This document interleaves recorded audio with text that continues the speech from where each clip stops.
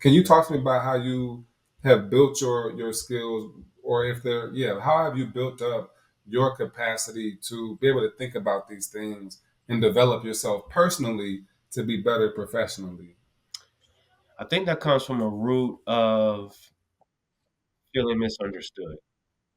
Just thinking about life, especially childhood, getting into adulthood, sometime in Miami, people not quite understanding like what I mean or who I am, and wanting to be more clear about that because I'm naturally so laid back and lax. Like people have a thought about who I am or what I stand for, and so I've learned to be more forthcoming with certain things because it is important, even if it's not naturally how I orient. I remember a time when I had done a little bit of research, but I just knew that this was the right thing to do for students. And I got all the pushback from all these people about this not being right.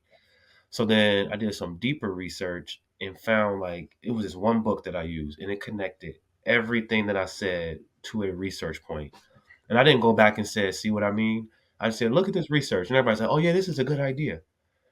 And that's when I Mm, realized like it's important for me, being who I am, to put my natural way of being aside sometimes. Like it's any characteristic of us is a gift and a curse depending on when it shows up and how it shows up.